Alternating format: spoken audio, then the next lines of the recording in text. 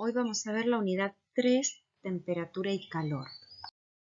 Los objetivos de esta unidad son diferenciar los conceptos de calor y temperatura, poder analizar la importancia biológica de la temperatura del aire y del suelo, interpretar los perfiles de temperatura del aire y del suelo y distinguir entre los diferentes termómetros. Como contenidos, conceptos de calor y temperatura, las formas de transmisión del calor, la temperatura del aire y del suelo, su importancia biológica, las variaciones de las temperaturas diarias, mensuales y anuales, amplitud térmica, perfil de temperaturas del aire y del suelo, contrastes de temperaturas entre superficies terrestres y marinas, inversión térmica, medición e instrumental. Lo primero que vamos a hacer es entender la diferencia entre calor y temperatura. Nos referimos a calor como a la forma de energía que da movimiento a las moléculas. Y la temperatura es la reacción, es la medida de esa energía calorífica. Tenemos diferentes formas de transmitir el calor, que pueden ser por conducción, radiación, convección o advección.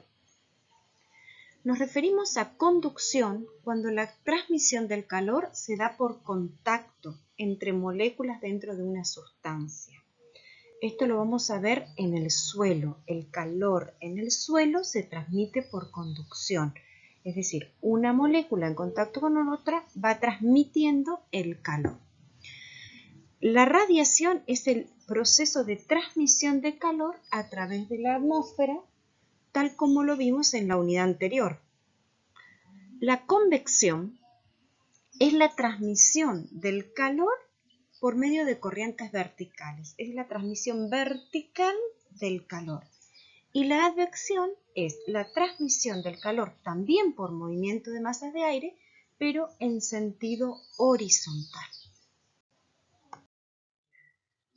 Nos referimos a caloría como a la cantidad de calor necesario para elevar la temperatura de 1 gramo de agua de 14,5 grados centígrados a 15,5 grados centígrados.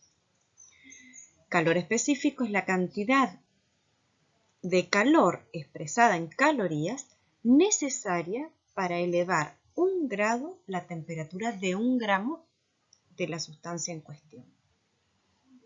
Y conductividad calórica es la propiedad que tienen los cuerpos de dejarse traspasar por ese flujo de calor.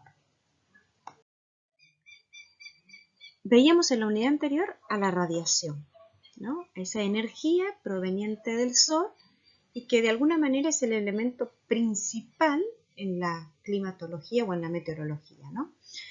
A partir de allí, la radiación es la que va a dar origen, es la gran madre de todos los demás elementos meteorológicos.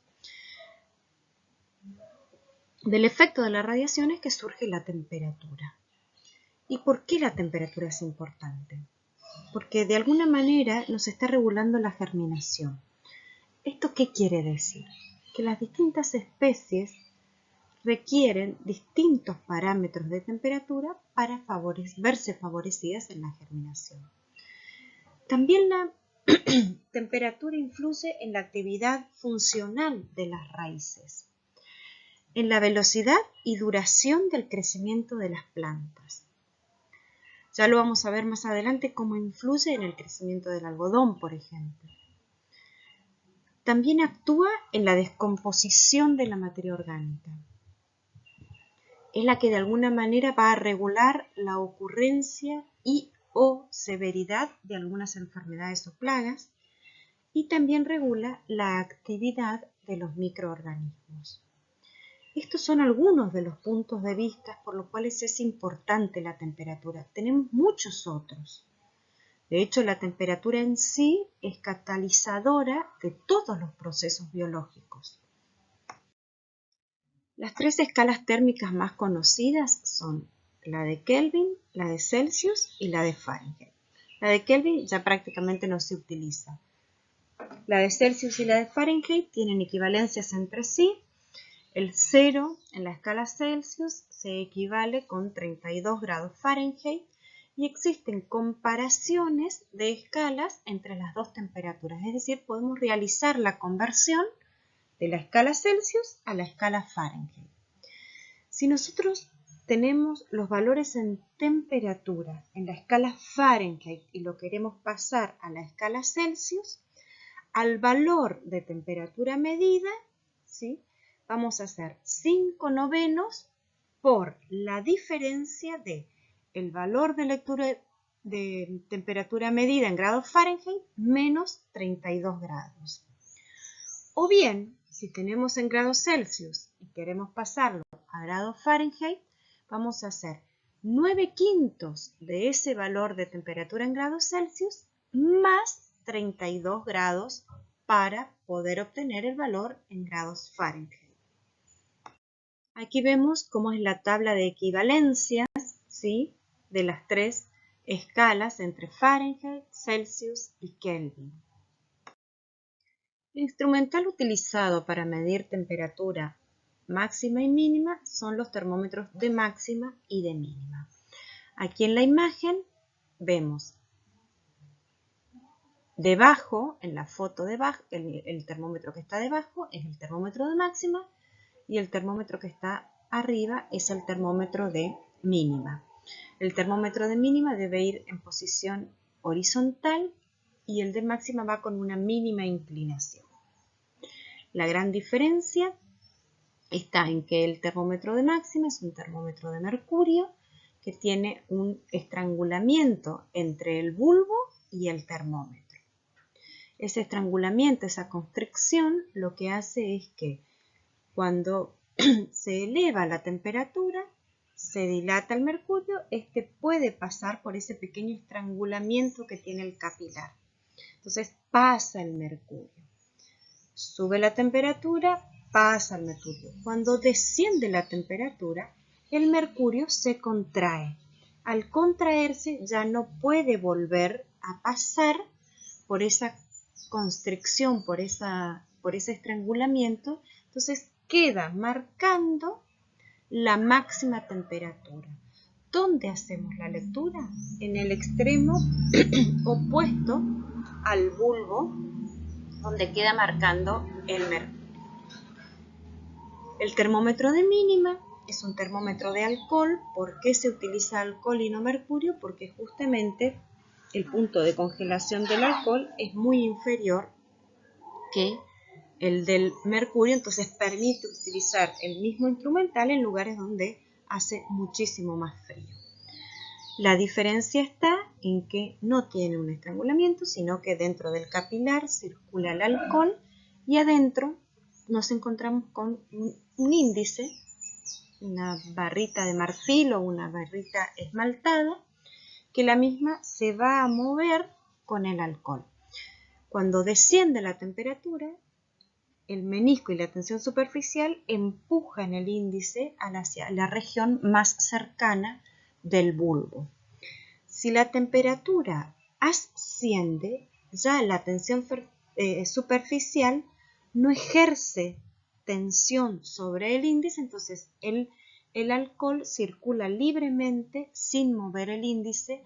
Por esto permite que quede registrada la mínima temperatura. El índice, que es esto que vemos aquí en la imagen de abajo, que es esta porción negra, tiene dos extremos. Pues bien, la lectura se realiza en el extremo también más alejado del bulbo. Otro instrumental para poder medir la temperatura y a su vez dejar registrada en una faja es el termógrafo, cuyo órgano sensible son las placas bimetales enrolladas, que las mismas cuando comienzan a deformarse por reacción con el calor, ¿sí?, van generando una transmisión a la aguja que permite registrar. Tanto el termógrafo como los termómetros de máxima y de mínima dentro de una estación meteorológica van a estar ubicados en el abrigo meteorológico a 1,50 m de altura. También podemos encontrar en la estación meteorológica los geotermómetros. Son termómetros que nos permiten medir la temperatura del suelo. Estos se van a colocar en una posición en 45 grados. El bulbo sensor se va a encontrar a la profundidad que queremos hacer la medición de temperatura. Puede ser a los 5, a los 10, a los 15, a los 50 centímetros, ¿sí? Y en la porción que queda sobre la superficie encontramos la escala, que es la que nos va a permitir realizar la lectura. Vamos a analizar ahora cómo es la variación diaria de la temperatura del suelo. Esta va a estar regulada por las leyes de Angot, tanto la variación diaria como la anual, pero la primera ley de Angot nos dice que la amplitud de las temperaturas máximas y mínimas decrece geométricamente a medida que la profundidad aumenta aritméticamente. ¿Cómo vemos esta influencia? En la variación diaria, esa variación la vemos hasta aproximadamente los 60 centímetros, mientras que en la variación anual, esta diferencia entre la variación entre la máxima y la mínima se observa hasta aproximadamente los 10 metros de profundidad. La segunda ley de Angot nos dice que existe un atraso en el tiempo de registro de las temperaturas máximas y mínimas del suelo y que este atraso es proporcional a la profundidad. Es por eso que en el verano el suelo en la profundidad está más frío que en el invierno, que está más frío en la superficie y más caliente en la profundidad. Cuando analizamos la variación anual de la temperatura del aire, vamos a ver que la misma depende de la radiación solar, de la irradiación terrestre y de la inercia térmica que tenga la Tierra. Cuando se logran los equilibrios entre la radiación solar y la radiación terrestre, es que nos vamos a encontrar en el punto en el cual se encuentran ambas entre los déficits y los excesos, nos vamos a encontrar con las mínimas y las máximas temperaturas a lo largo del año. También en la variación diaria de la temperatura del aire influyen la radiación solar, la irradiación terrestre y la inercia térmica. Del déficit de radiación o por pérdidas por irradiación de la Tierra y del excedente de radiación solar recibida, cuando se produce el balance entre ambas es que surgen la mínima y la máxima temperatura diaria. Los parámetros que nos interesan conocer respecto de la variación de las temperaturas son, en primer lugar, la medición de la temperatura, que podemos tener los valores de la máxima temperatura, mínima y media, y podemos también hacer un cálculo de amplitud térmica máxima y mínima. Los parámetros que veíamos en la diapositiva anterior, la medición de la temperatura, la máxima se realiza con el termómetro de máxima, la mínima con el de mínima y la media se obtiene del promedio de ambas. Respecto de la amplitud térmica, es bueno entender quiénes son los causantes de variación de la amplitud térmica, diaria y anual. Entonces, en ambos casos influye la latitud. ¿Qué nos quiere decir esto? Que la amplitud diaria, es decir, la variación diaria de la temperatura, disminuye con la latitud desde el ecuador hacia los polos. ¿Por qué? Esto está debido al balance radiactivo en las zonas ecuatoriales, donde se recibe una gran cantidad de radiación diurna que va a elevar la temperatura del aire, pero durante la noche la igual duración que el día, donde tenemos prácticamente en las zonas ecuatoriales 12 horas de noche y 12 horas de luz, las pérdidas de energía también son importantes. Por eso hablamos de que la amplitud es elevada en las regiones ecuatoriales. También va a depender de las estaciones del año. No es lo mismo la amplitud térmica en el invierno que en el verano. El estado atmosférico, la nubosidad o grado de humedad también influyen en ese balance de radiación. Recuerden cuando hablábamos en la unidad anterior sobre quiénes intervienen en el balance de radiación, cómo interviene la nubosidad, cómo intervienen el vapor de agua. Cuando nos referimos también como agente de variación, la continentalidad es el efecto diferencial del calentamiento del agua y del suelo. Esto lo veíamos un par de filminas hacia atrás, donde veíamos que el calor específico de las sustancias puede ser diferente. Pues bien, el calor específico del agua y del suelo es distinto. El agua tiene un calor específico mucho más elevado, por lo que las superficies con agua tardan mucho más en calentarse y mucho más en enfriarse. Entonces, ese efecto de la amplitud se ve atenuado, a diferencia de regiones continentales donde el suelo se calienta y se enfría más rápido. Entonces se acusan variaciones de amplitud térmica mucho más marcadas. También cuando hay un efecto oceánico, este se ve favorecido por las circulaciones de aire locales llamadas brisas.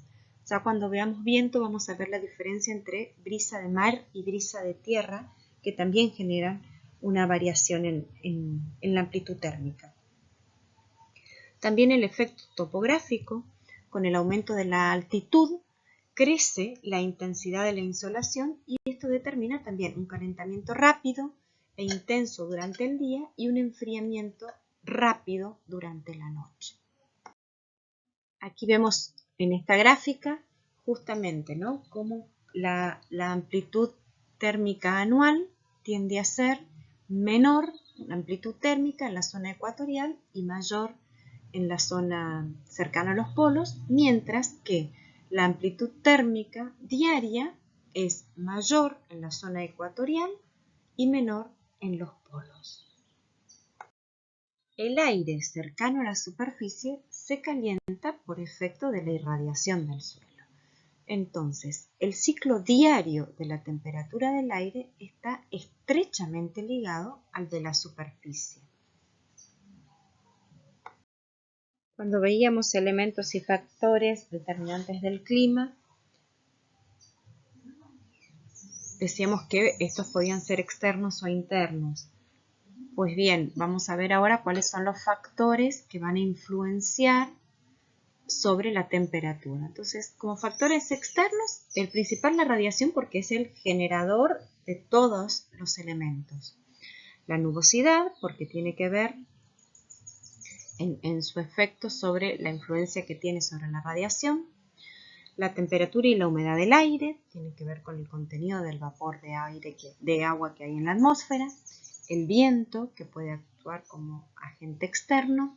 Las precipitaciones. Y como factores internos vamos a encontrar la textura del suelo, la estructura que tenga el mismo, la humedad que tenga, la cubierta vegetal, la materia orgánica, el albedo y el color. Las isotermas son líneas imaginarias que unen puntos de igual temperatura. Esto nos permite delimitar regiones que comparten, puede ser en una época del año, como puede ser una isoterma anual o una isoterma de un determinado mes, que une regiones que comparten la misma temperatura. El trazado de las isotermas, el cálculo de la amplitud térmica y demás nos van a permitir regionalizar de alguna manera a escala planetaria y van a ser útiles a la hora de hacer una determinación climática. Ya lo vamos a ver ahora cuando veamos la unidad 10 de clasificación climática, cómo estas determinaciones de la amplitud térmica y las distintas isotermas nos permiten de alguna manera caracterizar generalmente, de manera general, a los climas para después adentrarnos en el detalle de cada una de las localidades.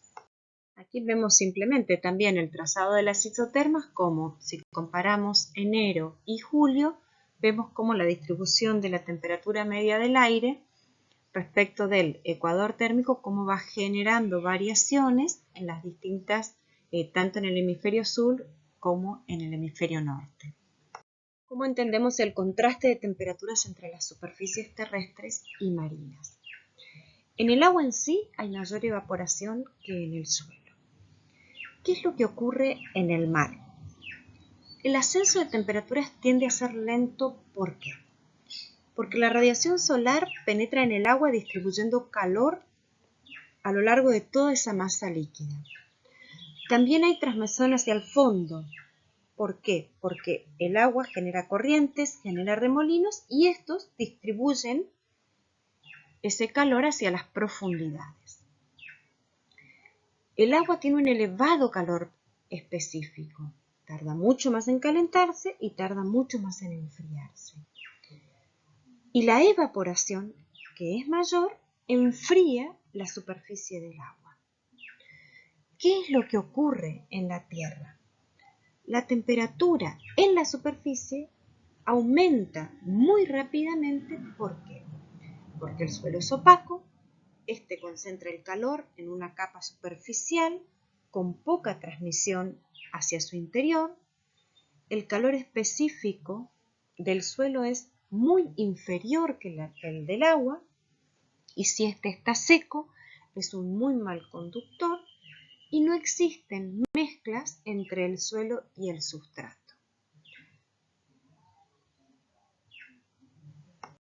El proceso de inversión térmica es importante que lo entendamos porque es el que va a dar origen luego, cuando veamos adversidades, a las heladas.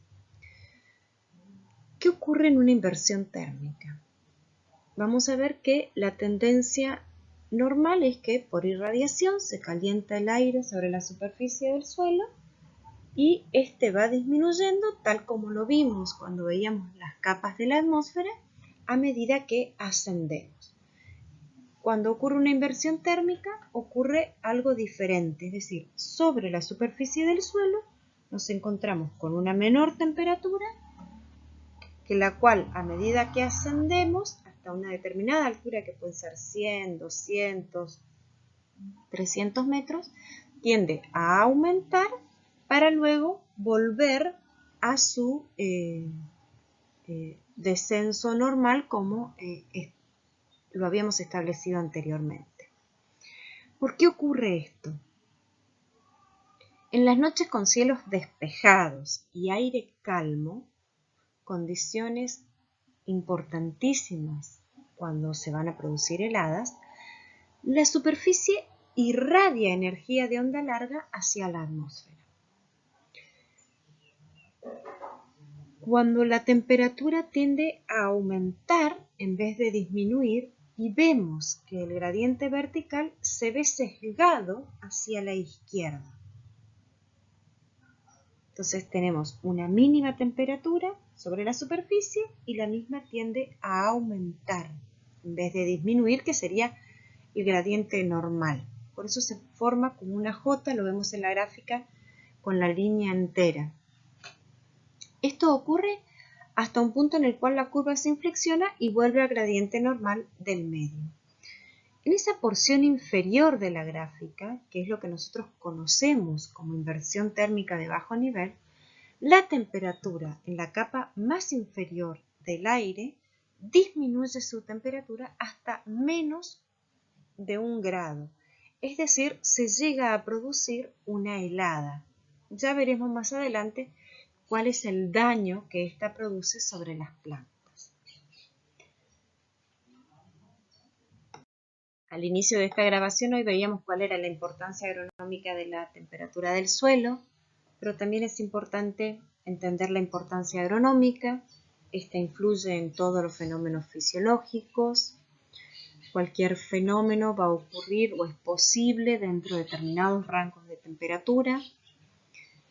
Va a ser determinante en el crecimiento y desarrollo de las plantas y en su distribución geográfica. Afecta la propagación y desarrollo de plagas y enfermedades, también afecta la actividad microbiana. Aquí vemos la bibliografía recomendada para estudiar este tema. todos estos libros están disponibles en el sector de recursos bibliográficos del aula virtual. Pueden descargarlos desde allí.